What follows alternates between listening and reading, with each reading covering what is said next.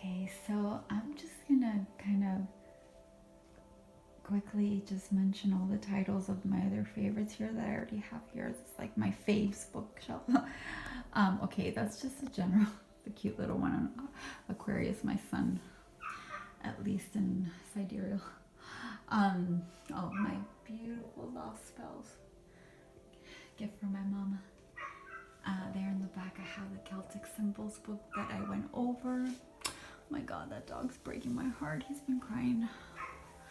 I'm dying to run over there and see. I think they've already like looked into it. I'm gonna ask my neighbor. I'm sorry, it's breaking my heart. Anyway, should have brought this one out in the pile of astrology books, but I didn't. So here it is now. The Stars Within. This is a modern guide to astrology. Let me just make sure.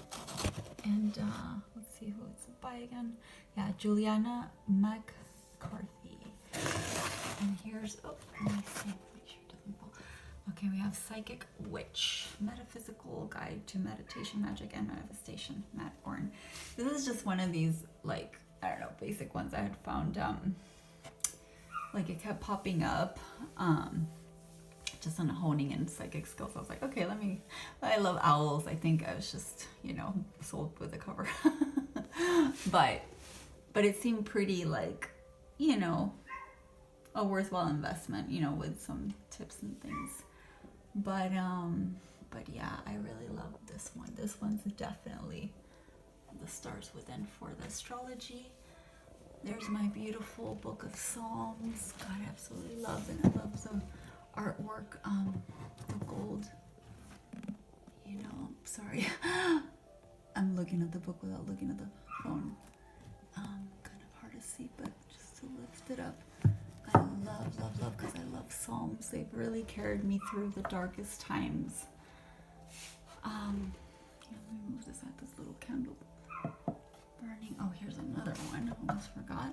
It's over my, sorry, it's a little, actually the wax that I had to remove a little bit. I do take care of them really well, but anyway, this one also, it's a great view of so it's letters to a star seed, messages and activations for remembering who you are and why you came here. Rebecca Campbell.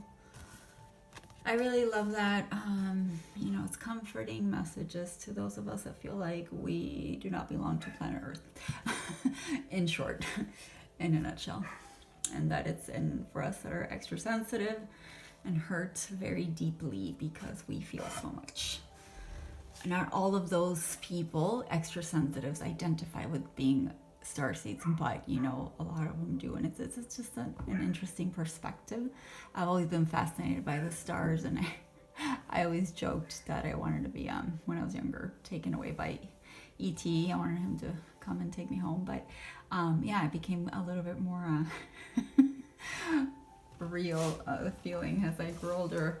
And now I'm kind of going the other way, like, okay, I'm a little bit more skeptical about a lot of things, but I digress. I was just talking about these books, but I like to keep an open mind, basically, and that's why I'm sharing all this, because books help us do that, expand our mind, and help us at least know that we're getting as much knowledge as we can before we make opinions, and we are free to change them.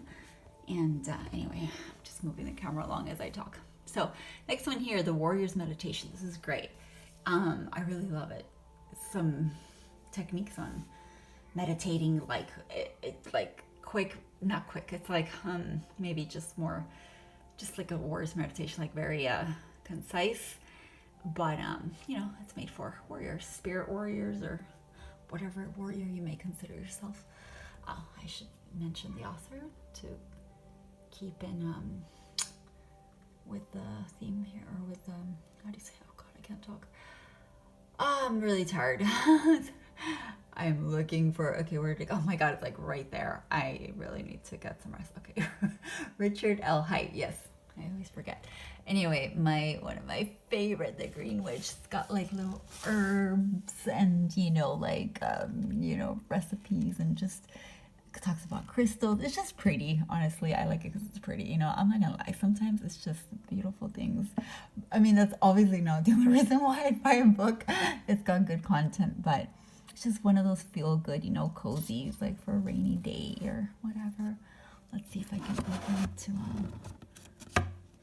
I forget. It's been a while. It doesn't really have I was trying to remember. Anyway, I'm just gonna leave it there. You can see for yourself.